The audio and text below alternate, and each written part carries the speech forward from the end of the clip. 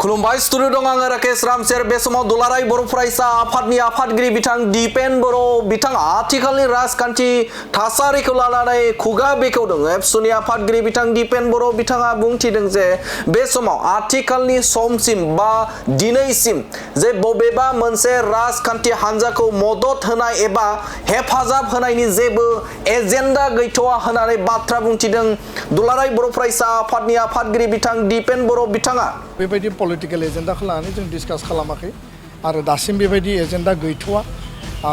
जोंनियाव मोनसे आपिल दङ जे थांनाय समनिफ्रायनो जों बे आपिलखौ होदों।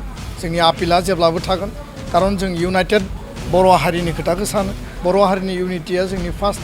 दा बेखायनो जायफोर माने आनस'लिक राजखान्थि दोलोफोर दङ आरो बे दोलोनि जायफोर मुरब्बी जायफोर दैदेनगिरिफोर दङ बे दैदेनगिरि गेदेमा बिथांमोननिसिम जोंहा दाबो आपिल दङ जे दैदेनगिरिफ्रा सावरायलायनानै हारि आरो हारिनि भबिसतनि सार्थआव खौसे हाबा मावलांनो हायो नामा, खौसे आगान सुरलांनो हायो नामा, बिनि थाखाय बिबेसना खालामफिननांगौ।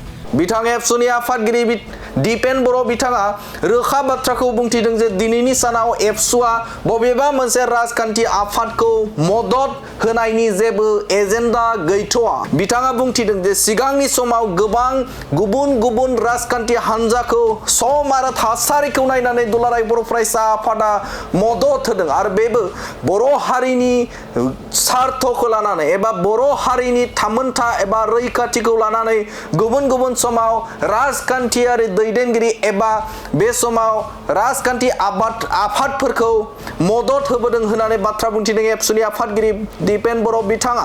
जे सिगांनि सानाव बिटिआर गोजोन गोरोबथाखौ आबुङै मावफुंनाय थांखिजों दुलाराय बर' फरायसा आफादा राजखान्थि दोलोखौ मदद होदोंमोन एबा हेफाजाब होदोंमोन। नाथाय बे समाव आथिखालनि थासारियाव बा बे खालार दिनैसिमाव दुलाराय बर' फरायसा आफादा बबेबा मोनसे राजखान्थि आफादखौ मदद होनाय एबा हेफाजाब होनायनि जेबो थांखि बा बिथांखि गैथ'आ होननानै बाथ्रा बुंथिदों। जे सिगांनि सानाव जाखिनि राजखान्थि हान्जाखौ हेफाजाब होदों बे हेफाजाब होनायाव बर' हारिया गोबां मुलाम्फा एबा बर' हारिया गोबांनो मुलाम्फा मोनदों आरो जायनि थारै बर' हारिखौ दानाय एबा बर' हारिखौ गेरेमसा खालामनाय बिथिङाव दुलाराय बर' फरायसा आफादा बे समाव सिगांनि सानफोराव राजखान्थि हान्जाफोरखौ मदद होबोदोंमोन आरो जायजों बर' हारिया गोबांनो हेफाजाब मोनदों होननानै बाथ्रा बुंथिदों एबसुनि आफादगिरि बिथां दिपेन बर' बिथाङा। आरोबाव बिथाङा बाथ्रा बुंफिनदों बा बाथ्रा बुंनायखौ बे समाव नुनो मोनदों। नोंथांमोननो बड'लेण्ड बुब्लिनि गेजेरजों रोखायै फोरमायथिना होनि। दुलाराय बर' फरायसा आफादनि जोंनि लास्ट डेलिगेट सिटिं बिनि सिगाङाव जोंनि कनफारेन्स जादों आरो दा वार्कार्स मिट जादों। दासिम जोंनियाव खुनु पलिटिकेल एजेन्डा गैया आरो पलिटिक्सआव जोङो माने थांनाय समफ्राव जों रल लादोंमोन एकर्ड इमप्लिमेन्टेसन जातिनि सार्थ आरो गुबुन गुबुन माखासे एजेन्डा। माने बेयाव ब्लाइन्डलि बबेबा हान्जा बबेबा दोलोखौ जोङो मालाबाबो सापर्ट होआखै। माने टाइम आरो सिटुवेसनखौ नायनानै हारिनि निड बेसखौ नायनानै आरो एजेन्डा आरो पलिसिनि आधारावसो एबसुआ थांनाय समाव गुबुन गुबुन दोलो गुबुन गुबुन सरकारखौ जों मदद होदों आरो बेजों बार्गेनिंबो जादों, हारिया लाबबो जादों आरो बेजों एकर्ड आरो सलुसनखौबो जों मोननो हादों। दा बेखायनो दिनैनि समाव दासिमबो जोंनियाव बेबायदि पलिटिकेल एजेन्डाखौ लानानै जों डिसकास खालामाखै आरो दासिम बेबायदि एजेन्डा गैथ'आ।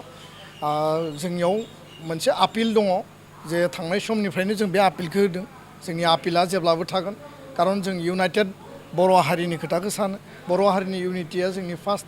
दा बेखायनो जायफोर माने आनस'लिक राजखान्थि दोलोफोर दङ आरो बे दोलोनि जायफोर मुरब्बी जायफोर दैदेनगिरिफोर दङ बे दैदेनगिरि गेदेमा बिथांमोननिसिम जोंहा दाबो आपिल दङ जे दैदेनगिरिफ्रा सावरायलायनानै हारि आरो हारिनि भबिसतनि सार्थआव खौसे हाबा मावलांनो हायो नामा, खौसे आगान सुरलांनो हायो नामा, बिनि थाखाय बिबेसना खालामफिननांगौ आरो बे बिबेसना खालामनांगौनि आपिला दिनैबो दङ आरो बेखौ जोङो दिनैनि बे मेडियानि गेजेरजों आं फिन बयखौबो खावलायहरफिनबाय। गोजोन्थों।